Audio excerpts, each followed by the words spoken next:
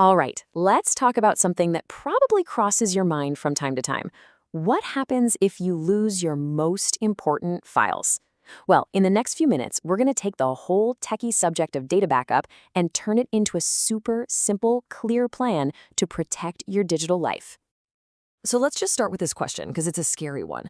I want you to imagine for a second that huge project for work, years of irreplaceable family photos, that one document you absolutely need, and poof, it's just gone.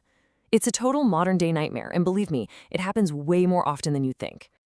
But this is where our hero of the story comes in, data backup. And I want you to think of it less like some boring technical chore and more like a digital shield, you know? It's the one thing standing between your priceless files and a complete catastrophe. It's your safety net.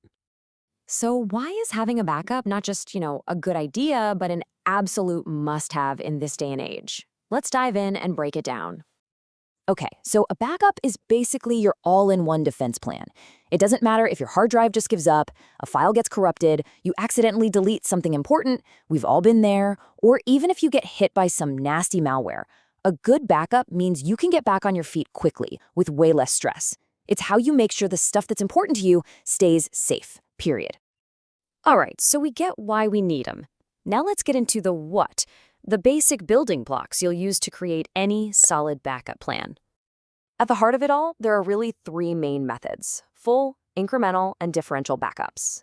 Think of these as your basic ingredients. How you decide to mix and match them, well, that's what's going to determine just how good your backup recipe is.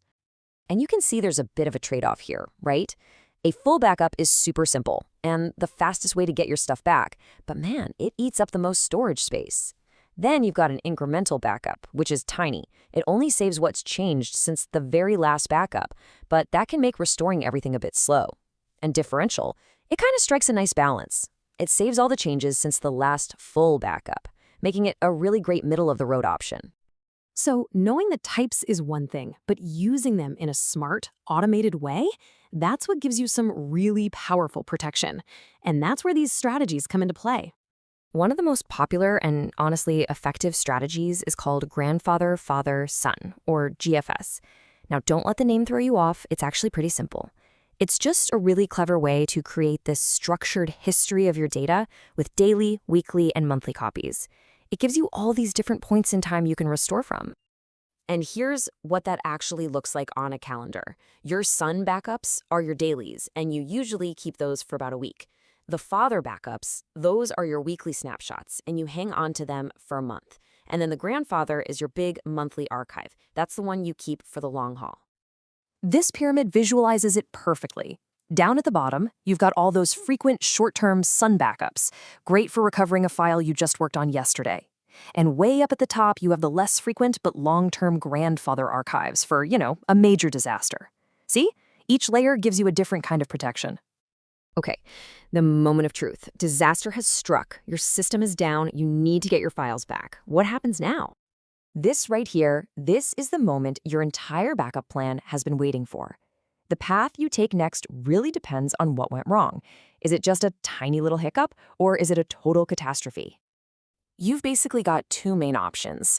For smaller problems, like maybe one corrupted file, you do what's called an in-place recovery. You just put the data right back where it was. But if your whole machine is a goner, you're going to need an alternate location recovery, which means restoring all your files to a brand new device. And here you can see those two paths in action. On the left, you're just fixing a little problem on your current device. But on the right, you're literally rebuilding from scratch somewhere totally new. A good backup plan gives you the power to do both.